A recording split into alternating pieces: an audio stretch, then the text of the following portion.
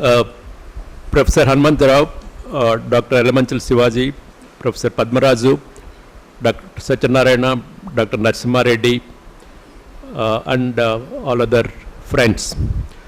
Good morning and welcome to this function to felicitate Professor Hanumantha garu. Also welcome to those who are online. Many people want to participate online. In the last few months, we have been thinking of, felicitating him on behalf of the Indian Society of Agriculture Marketing. Dr. Satyanarayana will speak on Professor Hanumantha's association with the society. So on this occasion, I thought I would like to speak on these contributions to the nation. Many of you know, but some of others may not be knowing. He is one of India's foremost thinker, economic administrator, policy maker, and above all a social equity conscious and highly distinguished development economist. So I briefly give his contributions on 5 aspects. One is, his participation in freedom struggle as a student, and contributions to research, and also to policy, and also to institutional builder, and lastly on his personality. So in the next 10 minutes, I'll be speaking on his contributions to the nation on these aspects. Participation in freedom struggle as a student, some of you may not be knowing, particularly the youngsters. He was actively involved in the student movement for 12 years, from 1942 to 1957. While at high school, he joined the Communist Party of India and was an activist of the students' movement in Karimnagar in Andhra Pradesh. When he was in the 9th grade, his results were withheld in 1946 because of his participation in political activities under Nizam rule. So authorities wanted him to apologize to the Nizam government, but he refused to resign from the All India Hyderabad Students' Union, and also refused to tender apology to the Nizam government for participating in political activities. Then he joined the city college in 1948-49. During that time, Telangana armed struggle was at its peak. So he was arrested and sent to jail. So basically during his student days up to 1957, his goal was to bring about social transformation through political movement. But for various reasons, 1957 was a watershed in his career. By the way, I was born in 1957, the watershed year for Professor Hanumantha garu. So it suddenly dawned to him that given his personal circumstances and all, he could pursue the same goals of social equity and other things through research in economics and economic policy. So that's how 1957 was the watershed for him. And Professor A.M. Kushro and Professor V.K.R. Rao encouraged him to do PhD at the Delhi School of Economics. So it's remarkable that he moved from activist politics to academic pursuits very quickly. So after doing post-graduation in Usmania University, he moved to Delhi for PhD. Now on the second one, the contributions to research, many of us know, he worked on several areas: agriculture, rural development, food security, agriculture marketing, poverty, inequalities, inclusive growth, technology, environment, sustainable development, and also East Asian experience. So he has several books and publications. I'll just mention 4. In fact, the first one, Technological Change and Distribution of Grains in Indian Agriculture, published by Macmillan, 1975. We used to read when we were in the college and universities. That book was very, well known and well cited. Second one is Agriculture Growth, Rural Poverty and Environmental Degradation in India, OUP, published in 1994. third one is related one, Agriculture, Food Security, Poverty and Environment. OEP published again 2005. The last one is my journey from Marxism, Leninism to Nehruvian socialism. It's a more memoirs and reflections on inclusive growth. This was published by Academic Foundation, 2018. And also he has written, for example, the research paper recently on rising inequalities in income in India, key role of socio-political factors. It's a working paper of SES and also published in Economic and Political Weekly. So it was well received by the researchers. He has also written on, of course, when the combined Andhra Pradesh and also the Telangana state. So his style of writing is unique, balanced and clear. We all benefited from his writings on these topics. In preparing research papers, he spends a lot of time in search of new material, if any paper he wants to write, and talks to different people in that area. So he's very meticulous and about his writing and careful on each sentence.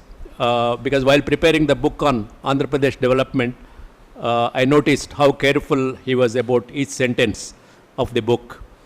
So one lesson is that never rush for publication without quality. So one can learn from him. On research, particularly on economic reforms and development, he has balanced views.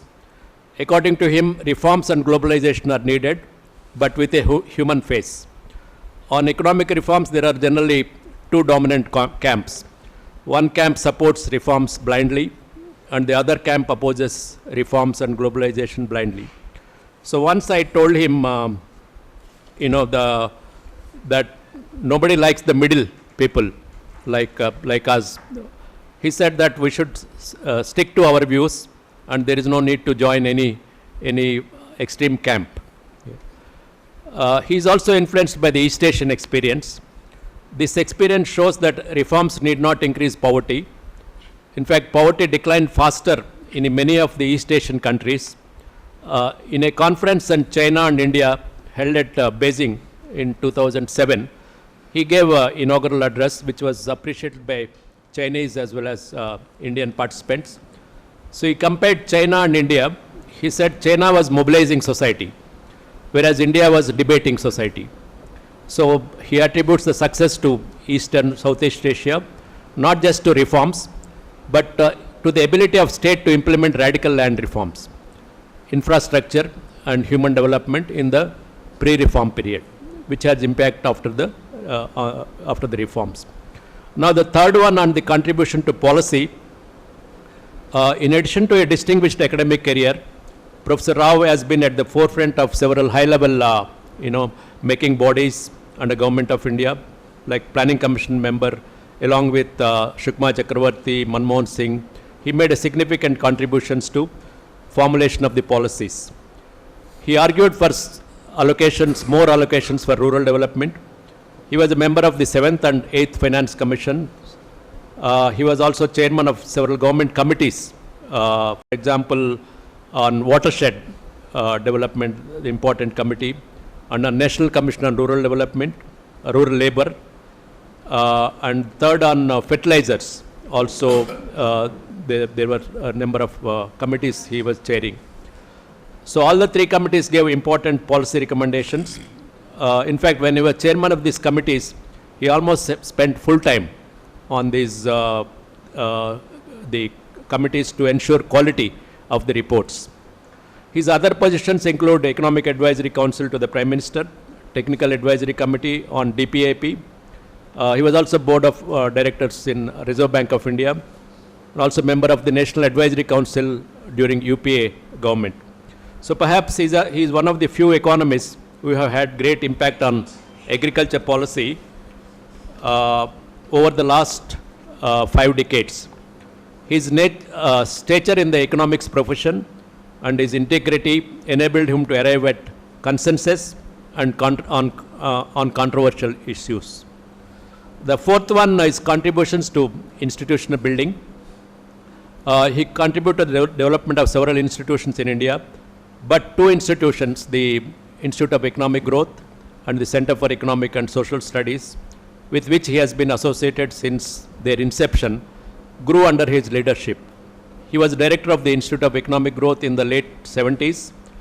It was considered a golden age. I was in Delhi School of Economics that time as a MPhil student. Then he was rule-oriented, of course, in letter and spirit, and kind to every category of staff. On administration and other activities, he advises that we should take personal interest. According to him, we should go and check personally whether things are working. On selecting people for academic positions also, he gave merit to other considerations. For example, his involvement with the academic programs of SES has been very intensive since he moved to Hyderabad in the early 1990s. His book on Andhra Pradesh development with me and other faculty of SES has initiated a lot of debates on the critical issues confronting the combined state of Andhra Pradesh. Similarly, his advice on Telangana development has been very useful. He also encouraged many faculty members to write research papers. Of course, he's got a lot, helped in getting a lot of funds to SES. He's also a lifetime board member of the Institute for Development Studies, Andhra Pradesh. His advice is very useful. Lastly, on his personality, he's very friendly and always tries to help people and institutions. He's eminent academician, humble and very modest personality. Even in personal life, he always says, caste and religion are private. One should not bring them to the public life. I enjoyed working with him at SES as director for about 9 years. As chairman, he gave valuable advice to me on various aspects, including research and administration. He never interfered in the daily activities. In fact, I learned a lot during those 9 years. I am also influenced by his writings on inclusive growth in particular and development in general. Prof. Hanumantha has received several awards in recognition of his personal professional excellence. The award of Padma Bhushan by the Government of India is for his overall contribution to public life. However, I feel he deserves much more. To conclude, Prof. Hanumantha has been a source of inspiration to all of us in our work and personal lives. He is one of the finest human beings I ever met. I wish him all the best for his health and continue to give inspiration to the academicians and policy makers in the years to come. Thank you very much. Thank you, sir. Thank you for an elaborate introduction of Mr. C.H. Hanumantha. I now request the president of this function, Dr. A. Padmaraj, please invite and welcome Dr. Y. Shivaji. Very happy to be associated with Shivaji Garu because my association with Shivaji Garu is 3 decades back. I feel as whenever there is a problem with farmers, whenever there is a problem with farmers, just like Sri Krishna, he will appear there. When I was a DR, there is a serious problem of water in Nagarjuna Sagar, as you know, Nagarjuna Sagar. So then as a DR, I felt it is my responsibility to visit. Suddenly, Shivaji Garu appeared there. The way the farmers received him, I was astonished. They said, so why, but he never bothered for the post. Of course, afterwards, I was associated with him several times. One is the super cyclone. That is also surprising to me. We conducted one meeting. Shivaji appeared there. Shivaji Garu, suppose Shivaji, I will use the word because of my association. Same way, Jagri, there is a serious solution, he was there. Fortunately, I was also associated with him as a board member. I am also board member. He gave several valuable suggestions. And several times, he guided the vice chancellors also. I am very happy. He came as chief guest. I wish him, he should have more strength to serve for farmers. Thank you. I will request him. But I request you to be brief because Shivaji Saab means 1 hour. But it is only about 10 minutes they gave. Thank you for the kind words of Dr. Padmaraj Garu, and I am glad to associate myself with Dr. Hanumantha in this function. my memory lane takes back to 4 decades ago. This Indian Society of Agriculture Marketing took birth at Guntur in 1986. Dr. Satyanarayana was there. It is the brainchild of Dr. Satyanarayana. And until then, there was no organization worth mentioning to study the problems of agriculture marketing, and I feel that marketing is the main missing link in the agriculture sector. And little pressure has been done by various governments for the last 70 years. And there are several layers between the production and consumption. At every layer, there is 10% cut.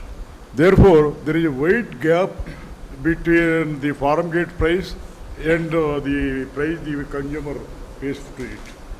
And nothing has been done for the last 40, 70 years in this regard. Regarding this university, I am enthusiastic to come to this place since I am associated with this university for the last several decades.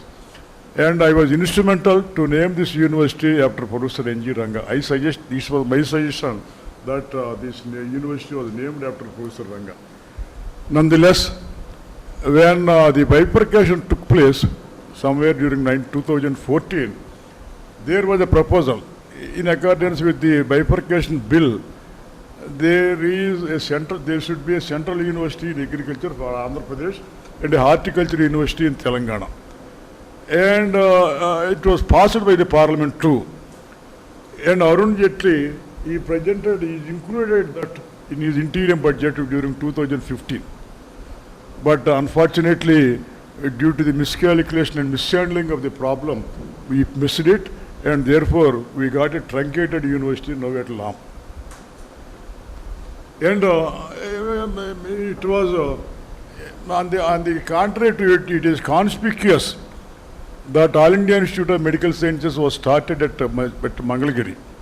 And nobody knows that it was started, and it never appeared in the news media, but suddenly it came up, and the union government could spend 1,600 crores of rupees to build up that place. And nowadays, that aims every day about 2,600 to 3,000 outpatients are there in that aims. And it is the prerogative of the central government, union government. Union government proposed to start an agriculture, All India Institute of Medical Sciences, Central University, All India Institute of Management, and IIT, and the like. Since Andhra Pradesh was a newly formed state, there was no outfit there. Therefore, all these outfits are now started in Andhra Pradesh. It is nobody's effort. And it was there in the statute to start all these things. That is one story. The second aspect is that it is my worry, the economists are not rising to the occasion for the last several years. Everybody was mentioning about growth, but Hanumantha, you should throw some light on it. Growth is different from development. Growth is quantitative, whereas development is qualitative. And every day, day in and day out in the media, the Prime Minister, right from the Prime Minister down to the MLA, everybody mentions we are evolving as the third largest strong economy in this world. We are outbeating Germany. We are outbeating England. What is bunkum? What is your per capita? Your per capita is as low as $2,000 and not. How can you compare yourself with England or Germany? What is that bunkum? So therefore, the equity is lost, inclusive growth is not there, and it is mentioned that 1% of the population in this country, they cornered about 40% of the wealth in this country. And the lower strata is getting down and getting down. And education and health, they are completely given up. The state abdicated their responsibility to the corporate sector. Therefore, during COVID time, millions and millions of families, they are slipped down to the poverty. And a little pressure has been focused on this problem. And I am sorry to mention, Narasimha Reddy garu, meerandaru kuda, you should throw some light, and you should give a solution for all these problems. Hanumantharao ఇక్కడ ఉన్నారు కనుక unfortunately these economics are not available in Andhra area. So but మన రాధాకృష్ణ గారు లేదా పార్సారథి గారు వీళ్ళంతా వెళ్ళిపోయినాక మరీ పర్రేసిపోయింది అక్కడ. పర్రేసిపోయి no university is worth mentioning as far the economics and social sciences are concern. At least on IITs, some social sciences departments are functional. But universities like agriculture and others, no social sciences department is functional. So therefore, it is time, if not high time, to address these problems and give certain concrete solutions for the welfare of the society and to bridge the gap between haves and have-nots and inclusive growth and for this widening gap between the incomes. Thank you very much. Thank you, sir. Thank you for briefing the concerns that the economists need to address. In fact, even when he was the Rajya Sabha member, he used to raise the farmers' concerns in the parliament, and his association with the society is as old as the society, and he is patronizing the society very much. Thank you, sir. Thank you for your address. Now I request the founder, secretary and the managing editor of this society, that is Indian Society of Agricultural Marketing, Dr. Yes, sir. Dr. Satyanarayan Garu. In fact, he has single-handedly guided this society, and is still, even almost his age is 80 years, but his energy levels are too good to be compared with even youngsters. So I request him to tell about the contributions of Hanumantha Garu, and also introduce the society to some of the people who have joined recently. Over to you. 1980s భారతదేశం తర్వాత the society was homeless, and the office of the society was moving along with the secretary wherever he was seeing the works, whether he was at Nagpur or in Simla or in Chandigarh, wherever he is. The office also moves with him. For this homeless society, Agriculture University, Acharya Engineering Agriculture University provided some cash to do this and to have a roof over our head. Yes. Thank you very much.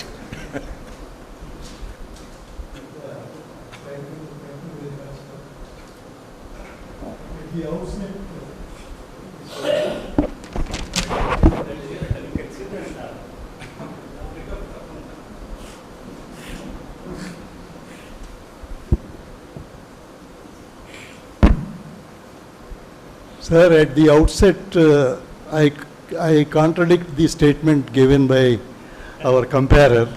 Single-handedly, it's not acceptable. Because of you all with the society is running. I am only a carrier. My contribution is only to work, not to develop the society. Development has come because of you all are associated with the organizations since the beginning. So coming to the point of Professor Hanumantha Garu with the society, way back in 1993 I met him at Visakhapatnam IDPS when there was a seminar by Professor Parsardi on agricultural marketing. He gave a opening address there, and since then I was after him. I wanted to bring him to the society by one way or other. So I was looking for his support, his blessings for the society since then. Only in 1999 we could make him conference president. When the conference was held at the NIRD, that was our 13th national conference. So he gave the presidential address. And subsequently, in 2000, we inducted him as the advisory council member of the society, along with other 3 stalwarts. He was also the member of our advisory council. Though other members are available on the rolls, but his suggestions were of great help for the society to come up to this present stage. And in 2003, during our 17th national conference, we felicitated him. That time he was awarded this Padma Bhushan, and along with him, we also felicitated our founder president, Professor Parsardi also. And in 2008, it is a landmark year for the society when he laid the foundation stone for the society. We are proud to have him to lay the foundation stone of the society. So these are the contributions one after the another by these stalwarts that made the society to become a national organization today. So single-handed word is again to be withdrawn. So then again in 2008 itself, we organized a seminar on agribusiness potential of Andhra Pradesh, for which he gave inaugural address. And in 2014, we organized in collaboration with CES, Bhalla Memorial Lecture. The lecture was delivered by Professor Narasimha Reddy Garu, and there also he was the chief guest of that function. So then finally he gave, of course, whenever I requested him for any advice, he was ready. He never said no, or he never postponed my request. So he was very promptly helping me to take proper decisions. So in 2000, we published in 2008 Agribusiness Potential of Andhra Pradesh, a volume for which he gave the foreword. Again, he also gave the foreword for our 4th volume of Vistas in Agricultural Marketing. These Vistas, we published 4 volumes. These Vistas contain all the presidential addresses and Parsardi memorial lectures delivered at different annual conferences of the society. They were compiled into the volumes, and 4 volumes were brought out, and 4th volume had the fortunate foreword from Professor Hanumantha. So we ever cherish his association with the society. We always are indebted to him for guiding, and wherever he goes, wherever he talks about the society, he talks very high about the society. Whether it is really high or low, I do not know, but his words have made the society to get acquainted with many, many people in the country. So these are the contributions of Professor Hanumantha Garu right since 1993 with the society, and we hope to have his support, blessings, cooperation ever in future, and we all unanimously wish him a good health and furthermore long life. Thank you very much. Thank you, sir. Thank you for briefly narrating the association of Professor C.H. Hanumantha Garu with this society and his role in making this society grow such a big and renowned one.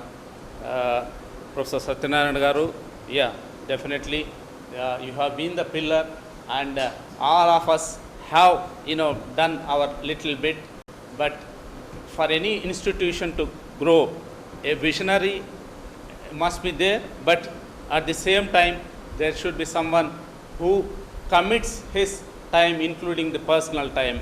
That is you. So we are all thankful to you, Professor Satyanarayana Garu.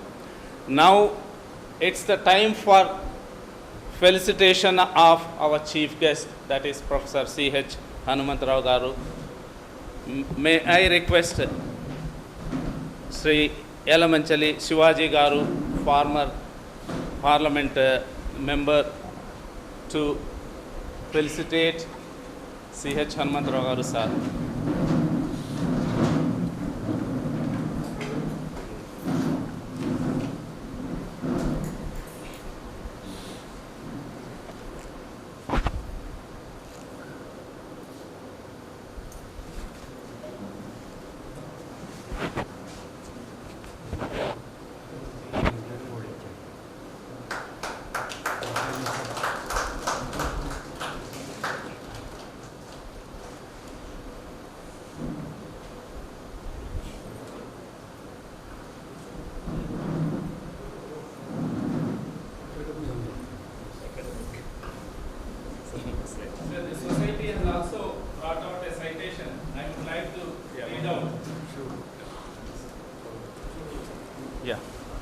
Yeah, please be seated, sir. Take your seat. Professor C.H. Hanumantha Garu is an activist right since his school days. He imbibed Marxist philosophy and intimately associated with the agrarian movement of Telangana. Even before completing his graduation, he was imprisoned on 2 occasions in the Indian freedom movement. He also went underground for several months. He later changed his views and adopted Nehruvian philosophy. He was awarded several coveted positions in state, center, and in international arena. He completed his BA in 1955 at Nizam College, Hyderabad, in MA Economics. In 1957 at Osmania University, Hyderabad. Professor Hanumantha Garu was awarded PhD in 1962 by the Delhi University. He was at the University of Chicago between 1966 to 67 as a postdoctoral fellow. He was a faculty at the Institute of Economic Growth, Delhi from 1961 to 1992. He was a member of Planning Commission between 1982 to 86. He was also a member of 7th and 8th Finance Commissions. Between 2004 to 2008, he was the member of the National Advisory Council.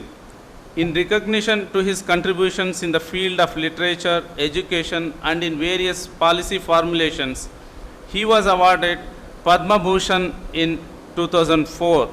His association with our society dates back to 1999 when he was the president of our 13th annual conference held at NIRDPR Hyderabad. Since then, he has been an ardent admirer of our society. We proudly remember the day he laid the foundation stone of our office building in 2008. He also inaugurated our office building in 2013. We fondly remember his support to our society on every occasion. To remember his affectionate association with our society forever, we named the society building after him. Thank you.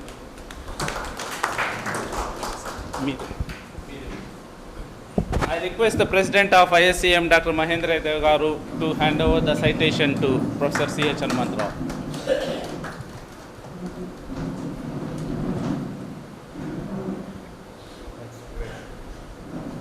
Thank you, sir. May I now request Professor C.H. Hanumantha Garu. Yeah.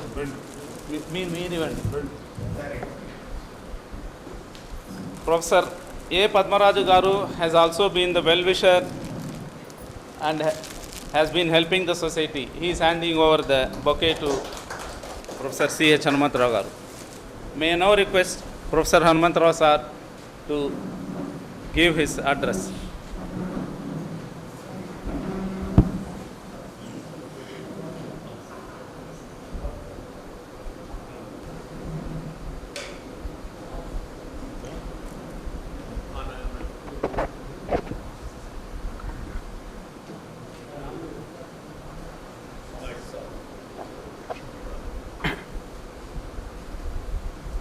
Professor Mahendra Dev,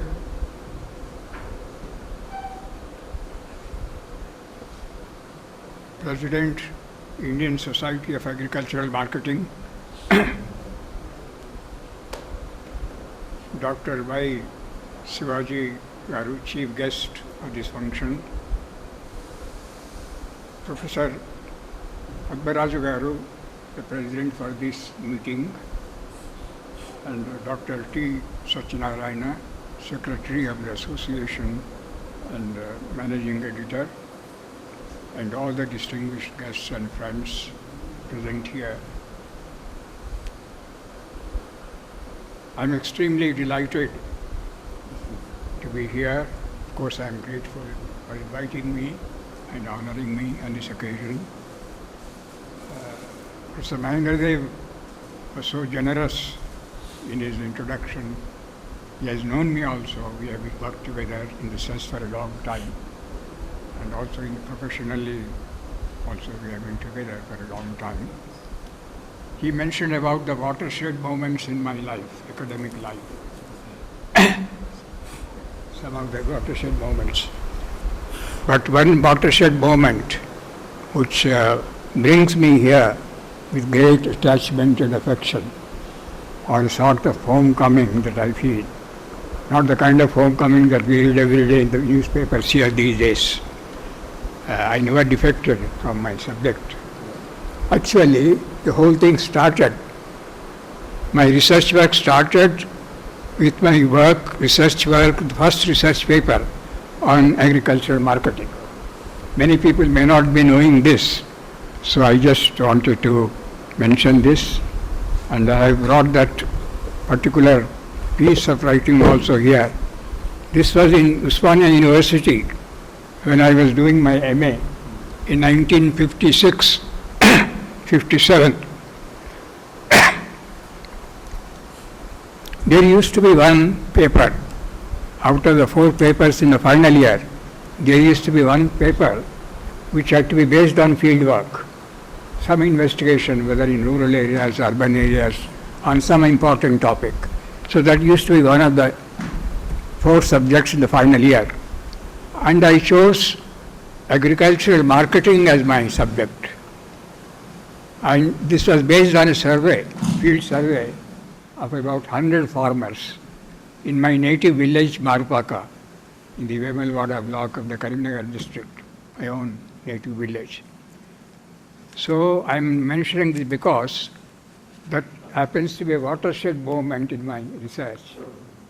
Agricultural economics work started with my work in that village, where I did field work for 3 months or so and collected data from nearly 100 farmers, detailed data on agricultural marketing, credit, costs and returns and all that.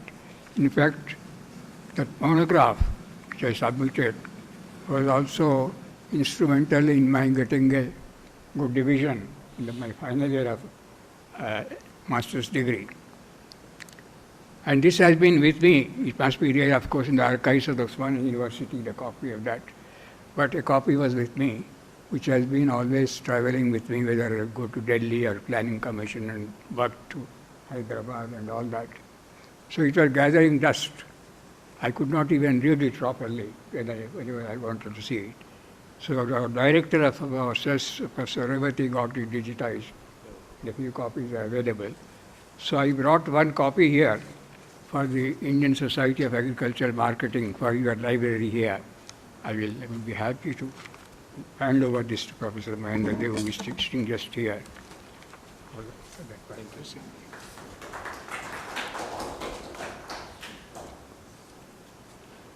And then agricultural marketing and agricultural prices. Now these days there is so much discussion on minimum support prices and the guarantee for prices and the level at which prices have to be fixed and all that. So I do take interest on such occasions. But now recently I saw an article by Professor Mahendra Dev and Dr. Rangarajan. I think it appeared in Times of India on the same subject of agricultural marketing, particularly focusing on minimum support prices, the controversies surrounding on the level at which the prices should be fixed, what factors should go into it, and the guarantee aspect, that it should be legally guaranteed. Of course, they agree that it should be legally guaranteed. And when the government has decided to assure minimum support prices to the farmers, there is no reason why there should not be a guarantee also. The idea is not to just keep it on the paper. The idea is to see that it materializes and the farmers do get that incentive price and minimum support price, for which guarantee is certainly needed.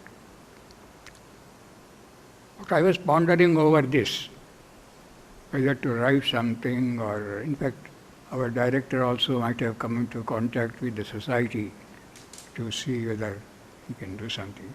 But I thought that this is not the right moment to discuss anything about agricultural prices or MSP. We have to wait for at least 2 months or so until the elections are over and there is no homecoming and deviating from this. People settle down and new government is formed, and they will be, first thing they will be faced with is the kharif crop prices, minimum support prices. That is the moment when you can hope to be at least listened to, say something, be seriously listened to. Anyway, but while this issue came up, we were discussing what are the factors to be taken into account in fixing the minimum support prices. So a lot of literature is there, and in fact, I myself was involved. Professor Mahindra must be familiar with that. An expert committee review methodology, for reviewing methodology of cost of production, you would have seen it. This was in 1970. Then was a similar, not the same intensity, but a similar movement of farmers also at that time. And when V.P. Singh was the Prime Minister, he openly announced that he is going to appoint a committee, a review committee, an expert committee to go into the whole issue of minimum support prices, cost of production particularly. The issue was really at that time twofold. First, it was felt that the existing price mechanism, price fixation, they don't take into account the cost incurred by the farmers on management part, the managerial or supervisory costs. It was not there actually in the cost of cultivation data. So this was one major factor. And then there was also a lot of pressure or demand coming from various sections that in calculating the wage cost, the cost of production data, which goes into the making of minimum support prices, we should be based on the prices fixed by the government, minimum wages for labor, rather than the market wages at which the farmers employ the labor. The expectation was the minimum wages but perhaps are higher than the market wages, and the farmers should be, labor would be benefiting and farmers should be benefiting if minimum wages for labor are made the basis rather than the market wages. But it so turned out, when we looked at the data and all that, there was increasing casualization of labor. As you know, agriculture is now almost 90% or so. The attached labor component is very much reduced now. The casual labor is the predominant part. Even at that time, it became quite predominant. And the wages for casual labor, even at that time, were higher than the minimum wages. So those who are demanding minimum wages as a basis apparently did not know what is the actual position. The cost of cultivation data did show that the actual wages paid to the farmers, which was a casual labor predominantly, that was really higher than the minimum wages. But the issue was important. The issue was raised, was important. Perhaps there was expectation that if minimum wages are made a basis, governments can easily legislate and raise the minimum wages. State governments are under severe pressure from the farmers and farming community. And if minimum wages are raised, whether they are implemented or not is a non-issue for them. Then the CACP, Commission on Agricultural Costs and Prices, will have to take into account the legally fixed minimum wages.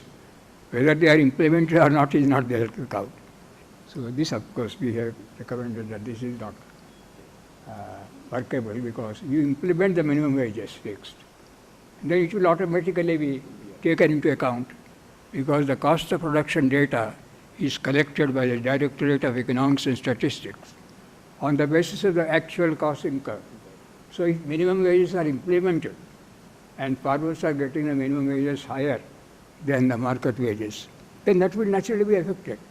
But if you don't do that, if it remains only on the paper and also prices are raised on the basis of minimum wages, then In the first place, farmers will not be getting that. You are only fixing the prices on that basis. But farmers will not be getting as wage labor. Secondly, the casual labor which is predominant, they are net buyers of food grains. You all know that. Their own output is not sufficient, marginal farmers, to meet their own needs. They will have to buy from the market.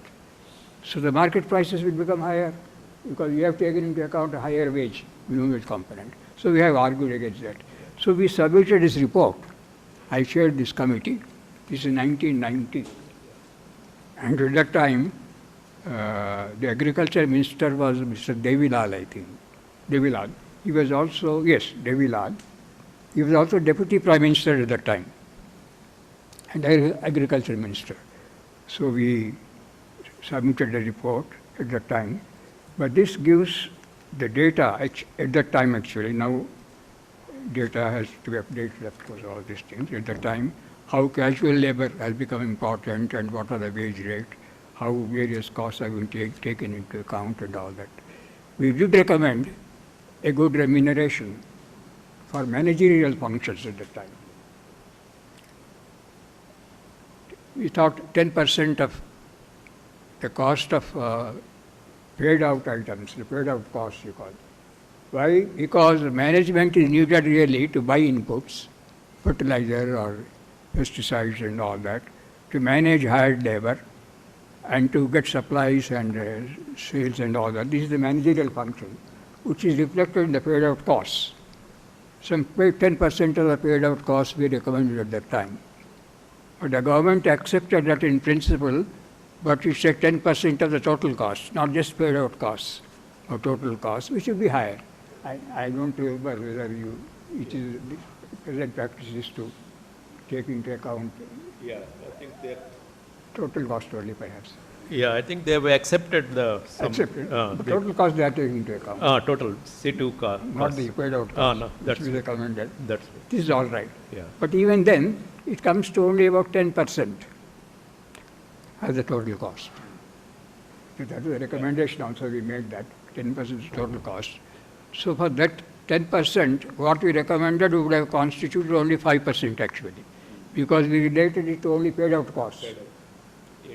So for this 5%, there was so much of struggle those days. But now for a very big hike in prices, there is hardly any basis, economic basis.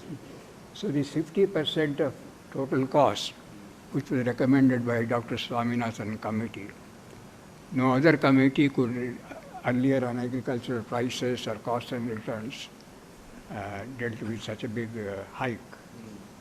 But all right, let it be 50% or 70% or 30%, whatever it is.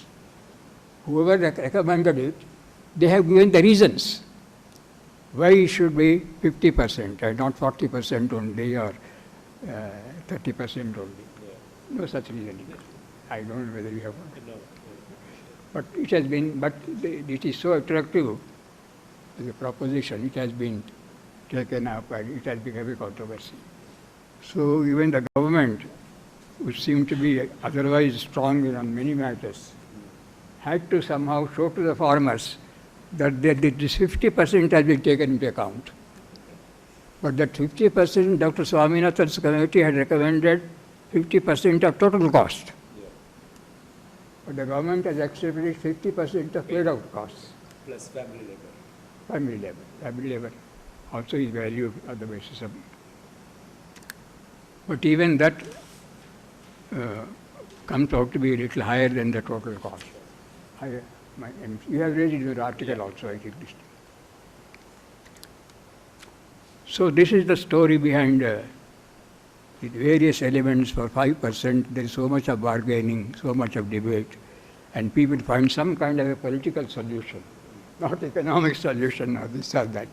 A solution which can be made acceptable at that point of time. So it is done like that. That's why I suggested also, I think, in my communication to you, that we'll wait for an appropriate moment. After the elections. And then when the political processes take over, there the experts should come into the picture. They should see that they are heard. But then As I said, guaranteeing prices is necessary. You also said like that, I think.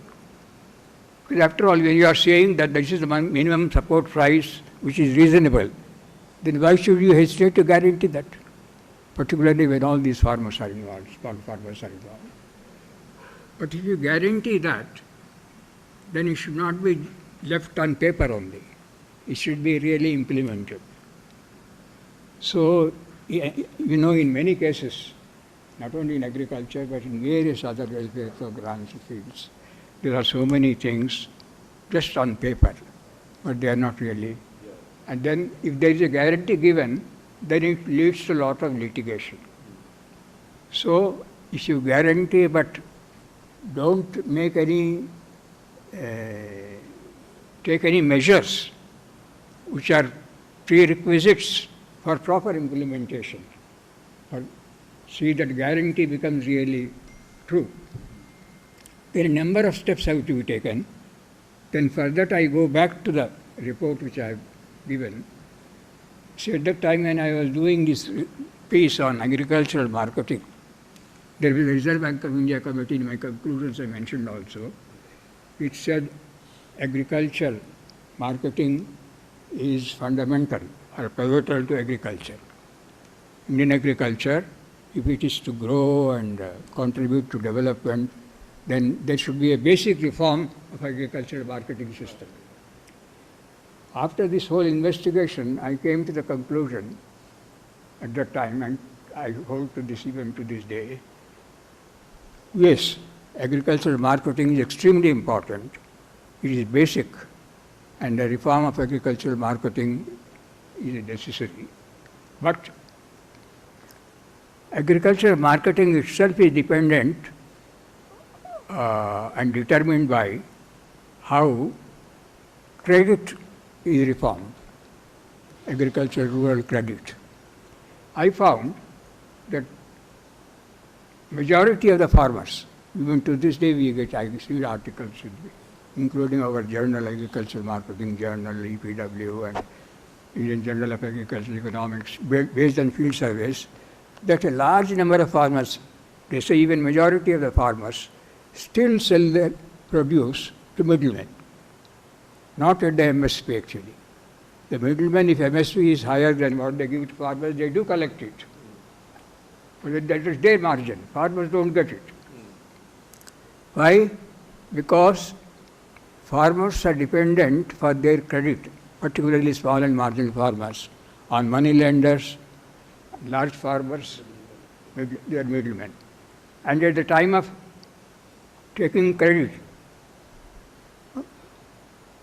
the understanding is that the produce will be sold to them. And the price is also fixed in advance, at what price they will be selling. So there is a big difference between even the MSP and the actual price at which farmers sell. Generally, most of the farmers, even today, they sell at prices lower than the MSP fixed by the government. I can't assert now the majority of the farmers, percentages I can't give, but there is a large segment of farmers which is reported through various surveys done here, that they are not able to get the minimum support price because they are dependent on the middlemen, the money lenders and agricultural money lenders, to whom they are bound, they sell it. So what reforms are needed to ensure that the minimum support price that you have guaranteed to the farmers, that is in fact realized by them? The first and foremost thing to my mind is institutional credit at reasonable rates of interest to all the farmers. This is what I started with. That's why I said this is my watershed moment in my research in agricultural economics. Even to this day, whatever guaranteed proportion that is fixed of institutional credit, that is not going to the farmers, particularly to the marginal and small farmers. Much of this credit goes, institutional credit, that whatever proportion that is fixed by the government, much of it is used for agri-corporations, those who sell pesticides or fertilizers or other marketing services. These are corporations, business enterprises, not the farmers directly. So in the name of farmers, that 1/3 share or whatever share, much of it is going to these business corporations rather than to farmers themselves. So first thing is we have to ensure that farmers do get institutional credit at the lower rates of interest. Otherwise, whatever you guarantees you do and all that, they may lead to litigation but not to benefit the farmers. Second point is, I think it was known, I think Bihar, who were very enthusiastic to implement the reforms a few years ago. Reforms of a different kind, corporatization of agriculture. They dismantled all the regulated market systems. I don't know, you must be knowing the latest position. So all the markets were dismantled, the statutory markets, and they were free to sell to anybody. Even now, even after the reform, farmers should be free to sell to anybody. After all, if the corporations come and they want to offer a higher price than farmers are getting elsewhere, they should be free to sell to them. But then, if you want them to get at least the minimum price given, not lower than that, then you should have market yards nearer to that village. There are many villages in many states where small farmers with their very little marketable surplus individually, they cannot take it to the market. And therefore they have to dispose it off in the village itself to the traders or middlemen. So why? This is the infrastructure. One is the institutional one, Pradut I mentioned. The other thing is to have more market yards, regulated market yards, nearer to the villages. And the road network connecting the villages. Many people, in my own native village, this Varpaka, when I was talking to some people last year in some other connection, they were saying what development is needed. Such some road is needed for our, just to go to the town or some such thing. We don't have any road. I said, you have so much marketing department is there, they have a lot of funds, and you have rural development departments, why don't you get some funds and have these small roads? And this is supposed to be a developed village in that mandal. Yeah. So we don't have the required road network. And storage. See, storage problem, the twofold. One is not just physical storage. Large farmers who have enough surpluses, they do have the problem of storing large quantities of grain until the post-harvest season, because prices are very low at the harvest time. Certainly farmers do like to wait until some post-harvest period when prices naturally become higher. So this is one, the physical structure aspect. Warehouses have to be there, which we don't have enough warehousing facilities. But small farmers, it is not physical storage because their surplus is so small. They can store somewhere a little bit for a few. It is a waiting capacity. See, warehouse will enable you to wait for some time until the market prices are higher. But small farmer needs credit for the waiting capacity. He can wait. Even somewhere he can store that little bit. But certainly warehousing is needed. And then, cooperation has not been successful. And it must succeed. That's what many committees say. It has to succeed. And these days we hear that women's self-help groups, that's a success story, I find, in many places. That is, in rural development perhaps, that is the only success story I find these days, the functioning of women's self-help groups. They have taken to this cooperative marketing.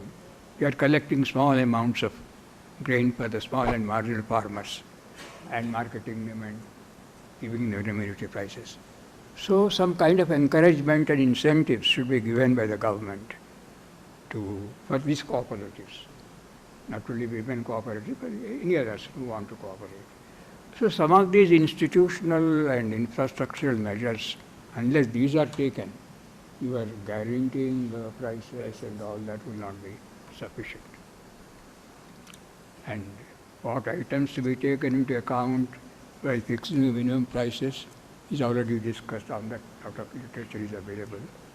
But it will be settled politically at 50% or whatever, how much addition you want to. But whatever you say, but you should not be just duping the farmers. You accept, tell the farmers we are accepting the recommendation of Swaminathan Commission, 50% rise.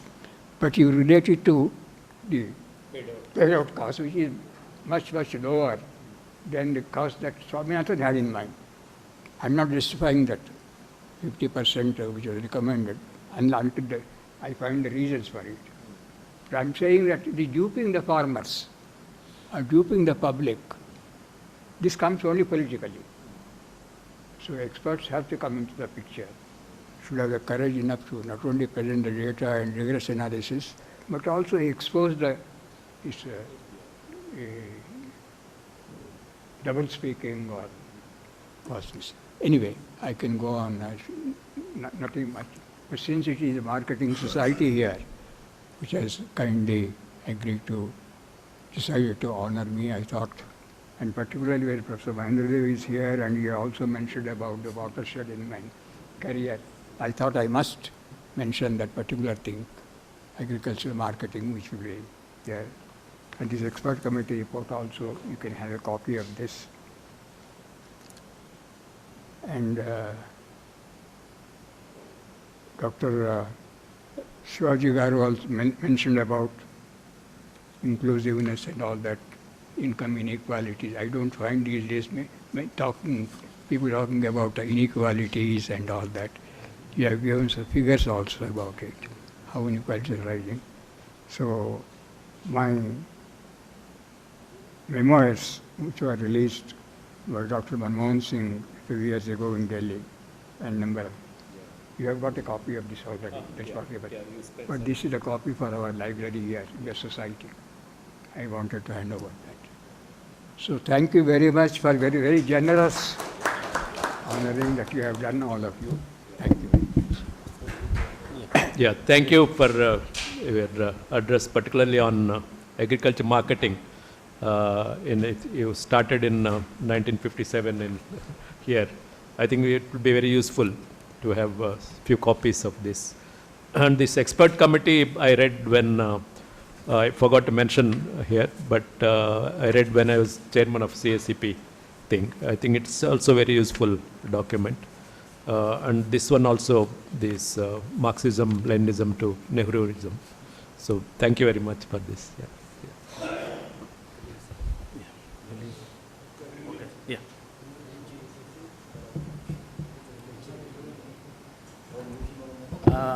I request Dr. D. Narasimha Reddy Garu to please address the occasion. Professor Hanumantha Garu, Dr. Shivaji, Professor Raj Garu, Professor Mahendradev, Professor Satyanarayana, and of course Professor Karimullah.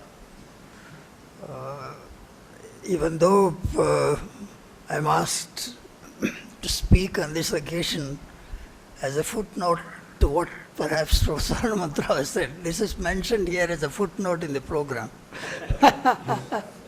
So I am delighted even to speak as a footnote, because, when it comes to the question of a person like Hanumantha Rao, whoever knows about him and his career, Shivaji Garu tried to talk in terms of equity, justice, equality. I think that is the soul of his work. Either transformation, if you look at his life, I don't think there are many people alive along with us now who could be shown as an exemplar of looking for transformation, as the soul of the transformation is justice. Because whether he is a young in the school or a political participation, whether it is revolutionary transformation or after the landmark 57 onwards, his transformation is to democratic transformation. And if you look at, let's say, his interventions right as the policy formulation, part of the policy formulation, either as a member of the Planning Commission. In fact, one of the famous things that is said about this Planning Commission and the intervention is, let's say, how at a time when some of his colleagues were trying to say agriculture, the time of agriculture has gone, let us do something much faster. He is the one who pulled back the whole reins and started putting down that agriculture is a very important aspect of transformation in India. You cannot, let's say, bypass in terms of talking about faster progress without, let's say, bringing in agriculture transformation. I mean, he knows much better what happened in the Planning Commission. And I think his extensive tour of the country as a member of the two finance commissions has given him insights into that of the extensive inequalities across the country. And then his impressions about, let's say, the need for intervention to bring in equality and equity. See, in fact, those were the times when every planning document would start with that of growth with justice, growth with equity. And then the policy emphasis is on that. And therefore, even he was very strongly for formation of, let's say, smaller states. And when it comes to the question of even the case of Telangana, he was very ardent advocate of such kind of smaller states because justice, in terms of administrative justice, attention could be much more sharper, taking into consideration regional disparities in smaller states.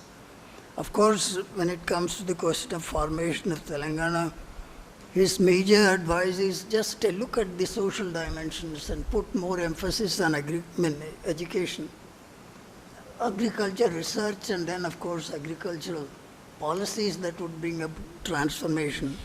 But I think that might not have occurred. Even the latest work he did on, let's say, this concern again reflects in the study on inequality, growing inequalities in India.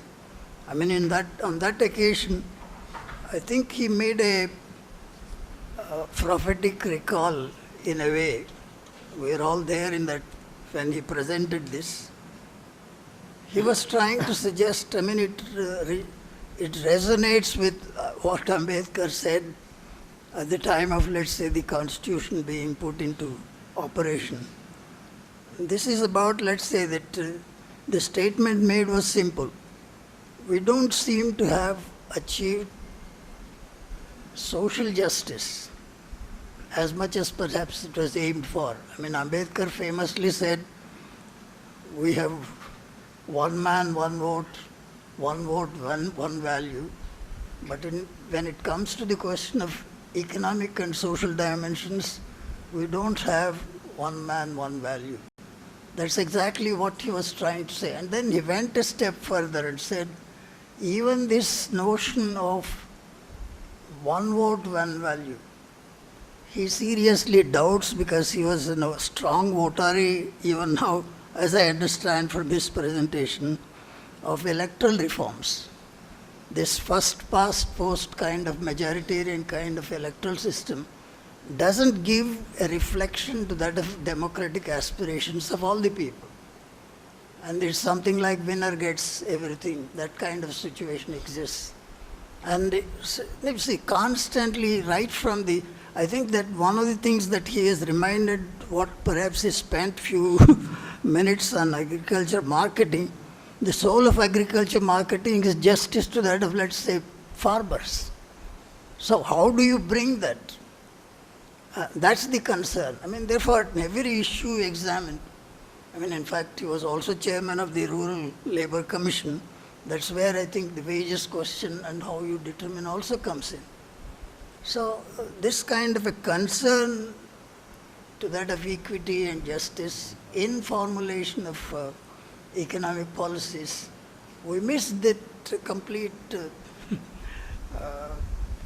attention to these issues now. I think we have moved on from those days where I think the emphasis was the economic efficiency must be combined with that of social equity and justice. That doesn't seem to be the primary concern. Now we think you have said growth, and nothing happens at the other side. In fact, the summary of your concern could be read into his life and then his policy interventions. And that gives me a great deal of pressure, but unfortunately, we also feel that while celebrating him, we also feel that we miss that kind of a commitment in the modern times in policymakers. Thank you very much, sir, for this occasion.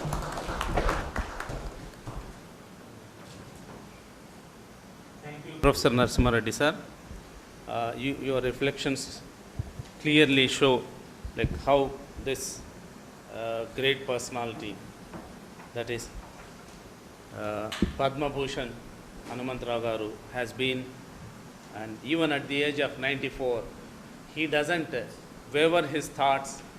Whatever he thinks, whatever he feels, he puts the reflections, he prescribes, and in fact, that's the most pragmatic way an economist should always look and behave. And you are a great inspiration to all of us and to the younger generation. Now it's time for the president of this function, Dr. A. Padmaraju Garu, former Vice Chancellor of Acharya Engineering Agriculture University, to give his presidential remarks.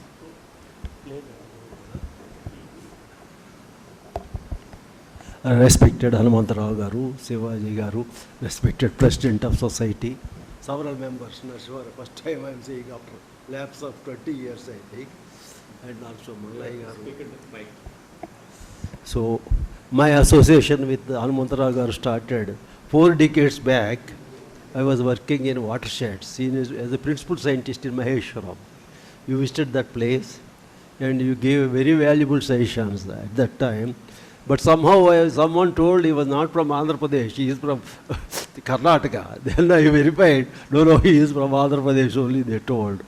So, because name is slightly, so he has given a very valuable, and at first time, we are always very happy we are doing excellent work in agriculture.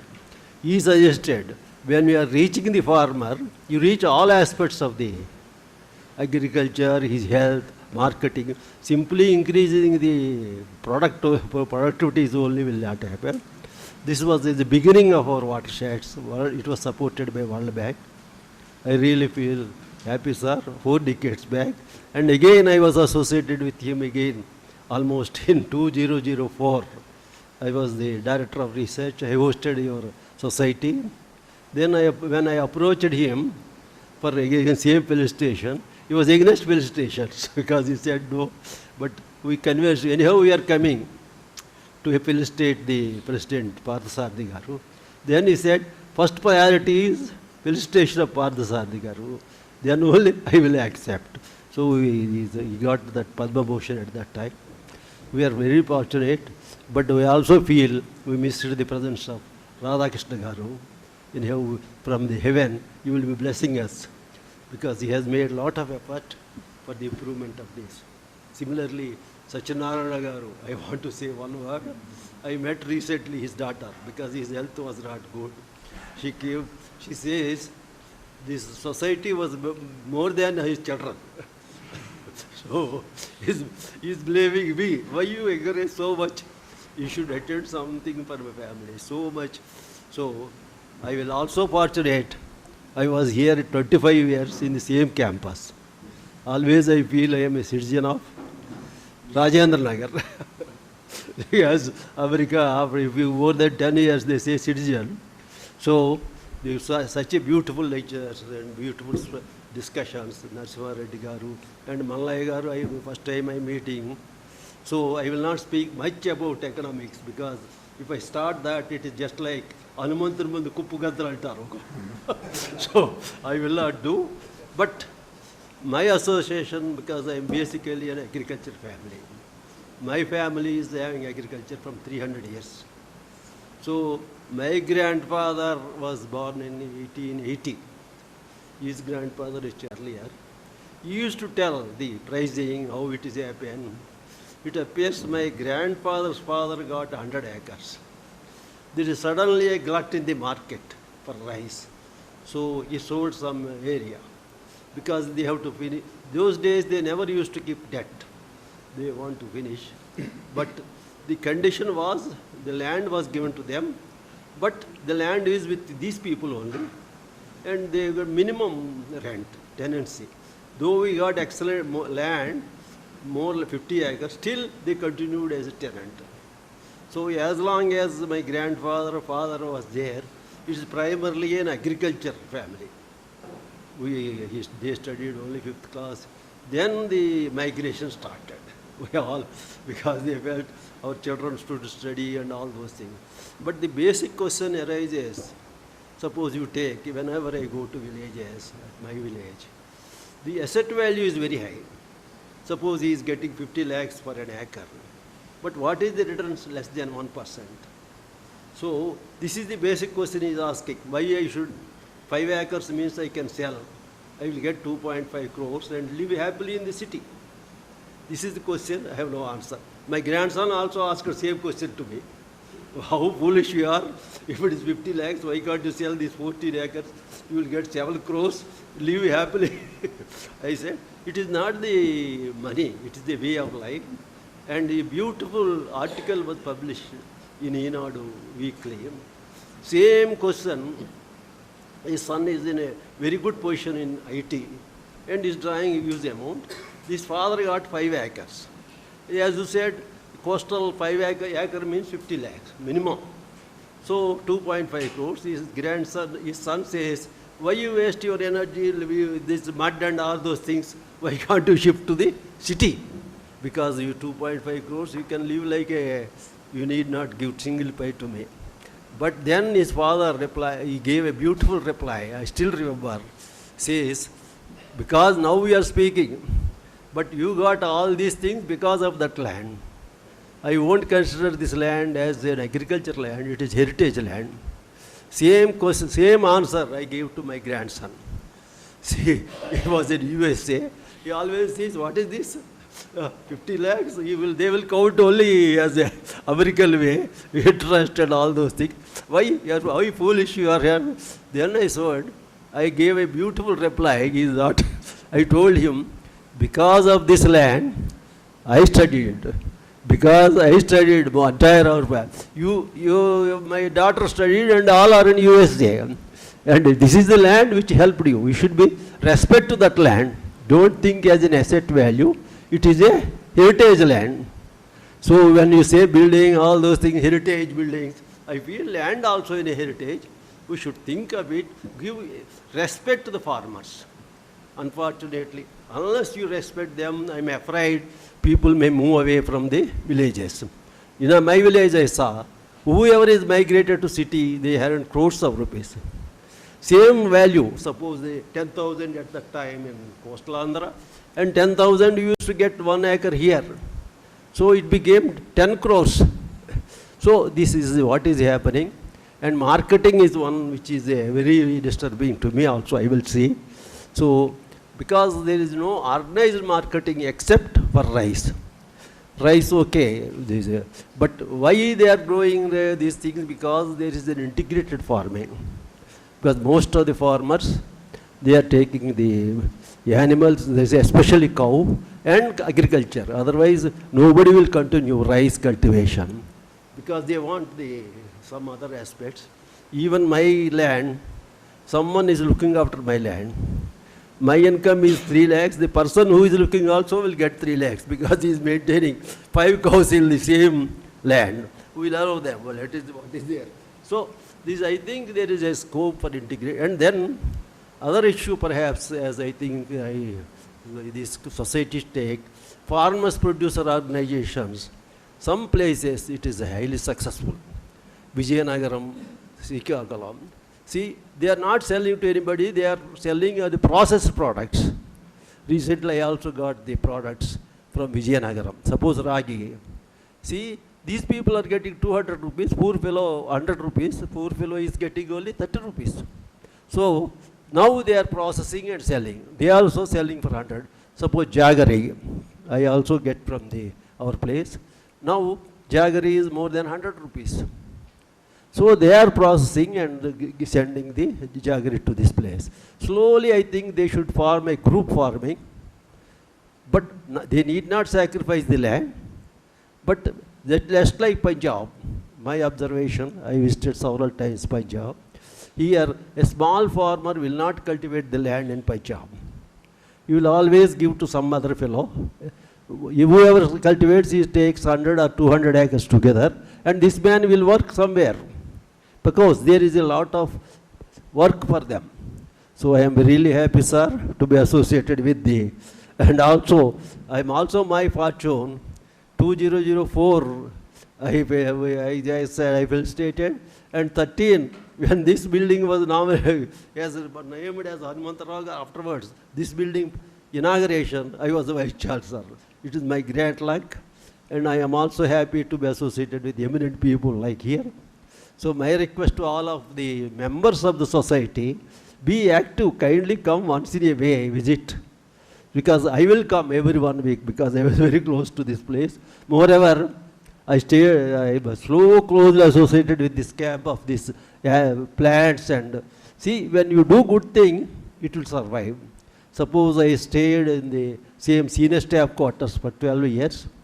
I still remember Apparao Garu.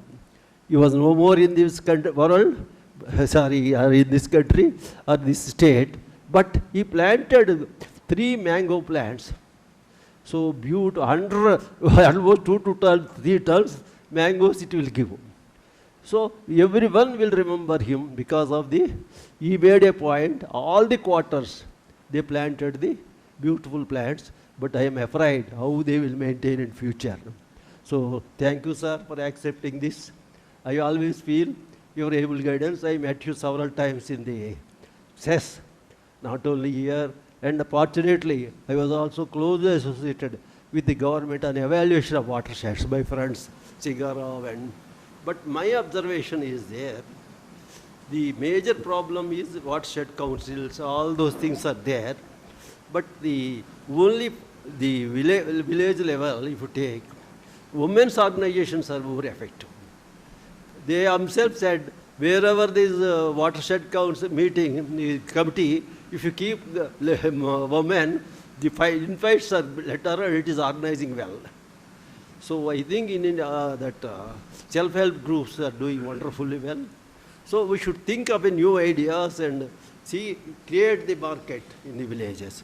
I feel farmers producer, I request him to start some activity with this marketing and identify those which are working very well, which are performing well. And we have done in that Farmers Commission, but somehow, so I am happy Nashwar Reddy was very actively involved in the Farmers Commission, and several members are known to me, except Ammalai Garu, I think he was a professor in some university. So it is already 12, sir. You exceeded 10 minutes, I know. Hanumantha Garu is very strict about time. He starts exactly time and also leave exactly time. Sorry, sir, we disturb you because you have to go for food and all those things that age. I always remember you. My grandfather also lived 95 years. And my mother-in-law is with me. She is also 94 years. So I always feel. And all my family members worship the aged people irrespective of age. They say, we'll also live like that. That is a tradition in our caste. First they will worship a senior most member. Thank you, sir. Thank you, sir. Thank you for your presidential remarks and address. We also thank you for your continuous support to this society and to all the executive members.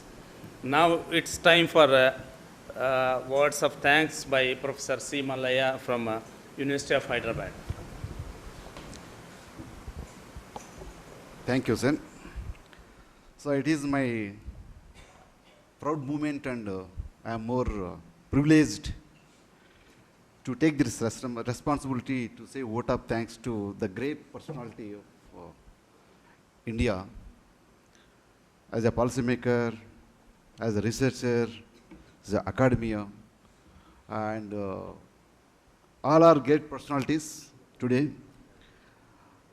Thank you, sir, for Satyanarayana sir, for giving me this opportunity to say vote of thanks.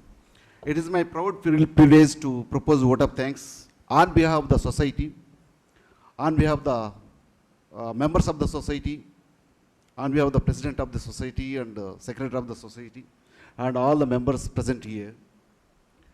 At the outset, I express my grateful thanks to Professor C.H. Hanumantha Garu.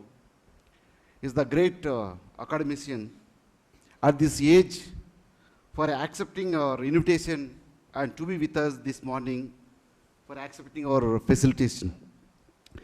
This is his affection towards our society and love for the society which brought him here today for this function. And our sincere thanks to Dr. A. Padmaraj Garu for giving such type of wonderful, insightful address and also presiding the function of today morning. And our unanimous thanks to our Dr. Y. Shivaji Garu for accepting our invitation to be the chief guest of this function. And despite of his health condition, he made it is convenient to come here. That shows his love and affection toward this society. Thank you, sir. Thank you very much for this. And our heartfelt thanks to President of the Society, Professor Mahendra Dev Garu, for guiding the society and directing the society toward the doing great work toward the market, agricultural marketing. So thank you, sir. Thank you very much for initiating this function and coming here and facilitating such a great personality of today.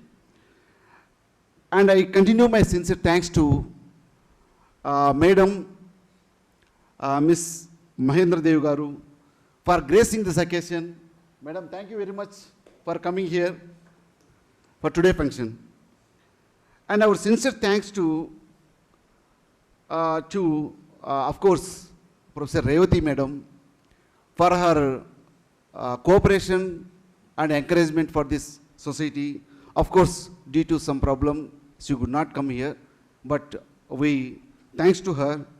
And at the same time, I continue my thanks to Dr. Chandrasekhar for accepting here and coming here and participating in today's function. And our sincere thanks to Dr. Karimullah for conducting such a program wonderfully. And thank you, sir. Thank you very much. And my special thanks to Professor D. Narasimha Reddy sir, who is a mentor and teacher of me in the University of Hyderabad. Thank you, sir, for giving your lecture and coming here, attending this function. Thank you, sir. And last but not least, I am most happy to say thanks to our, of course, it is not one man, he is a facilitator and convictions and honest and workaholic personality, Dr. Satyanarayana, for initiating such a type of wonderful function and facilitating such a great personality, amazing personality of today, who is inspiration for young generation as well as medium generation people for taking his principles to head. Thank you, sir. Thank you very much. You are providing such a wonderful opportunity for the people like me. Thank you very much. And thank you one and all for coming here and sparing your valuable time and participating in this a great movement of the society function. Thank you one and all. Thank you very much.